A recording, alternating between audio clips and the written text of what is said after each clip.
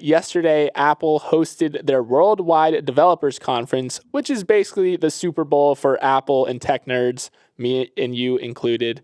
This was one of the most highly anticipated events in years because we knew we'd be getting a first look at Apple's new AR/VR headset called the Vision Pro. So let's talk about the start of the show. Right off the bat, the sticker shock was insane. This puppy clocks in at $3,499, which is 7 times as expensive as the $500 Meta Quest 3. But some might argue that it's 7 times as cool as the Meta Quest 3. Here are some of the biggest features that stood out to me. First of all, Tim Cook started out the presentation by saying that this is the first Apple device you look through, not at. So when you launch the familiar app interface, you get these icons just kind of hovering out in space in front of you.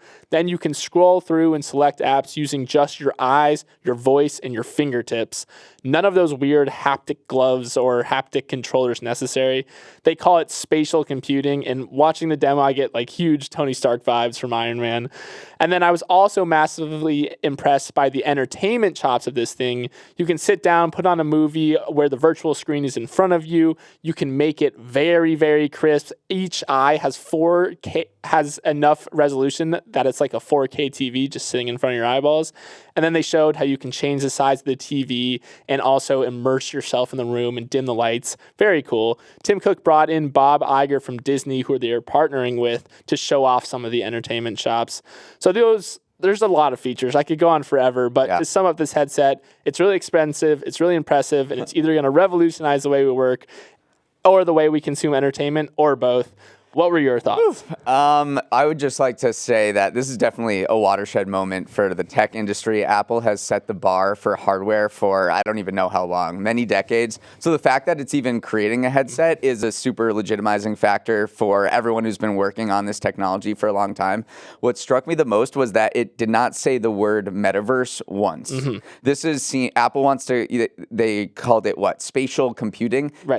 They want this headset to be a complement to your daily life. You use the same apps that you would on your phone, on your computer, but instead of doing it there, they think you'll have a better time doing it in a more immersive way with this headset. So it's kind of billing this as a complement to your daily life, bringing the digital to the real instead of Zuckerberg's vision, which is, this, he said the metaverse a zillion times, which is this like separate world where you kind of escape the real world. And I think Apple wanted to really draw the line that you're not doing so much escaping, you are enhancing. Right. And one of the big features that allow that to happen is this thing called eyesight. So one of the problems with the Meta Quest Pro and Zuckerberg's whole approach to it is that you can't see the user's eyes.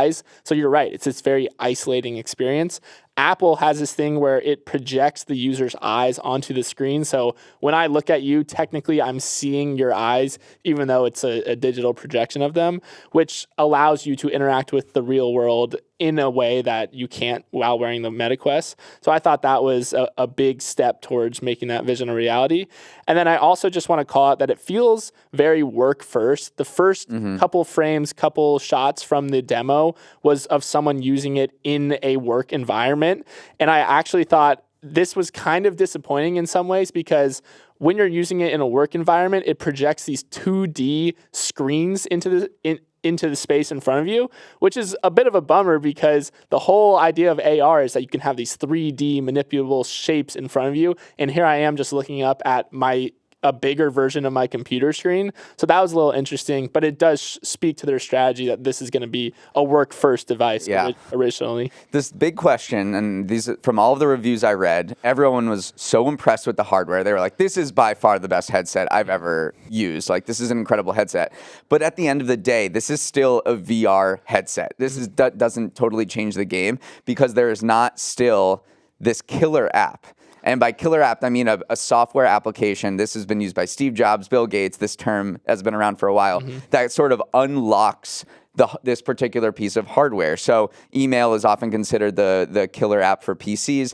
iTunes for Apple Computer, and it's been used a lot in the gaming world. So Space Invaders was the killer app for a particular Atari console. So like, what is the thing that unlocks, that makes this VR headset so much better than the real world? And Apple still hasn't demonstrated that exists. Yeah, I'm going to speculate here, but I think it could be the entertainment piece too, because that was very, very cool where you sit down in your room. Suddenly it feels like you're in your own personal movie theater. So this, maybe it's not a work thing at all. Maybe it's just a better way to consume movies at home. Flip-flop. I know. Well, you just don't know yet because these true. things take time to and they'll find their path, or maybe they won't. So, but yeah, definitely an exciting event. Hey, thanks for watching. And if you want more Morning Brew Daily, make sure to hit that subscribe button. And also check out the rest of our episodes wherever you get your podcasts. New episodes drop at 7 a.m. Eastern, Monday through Friday, and you can email us at morningbrewdaily@morningbrew.com.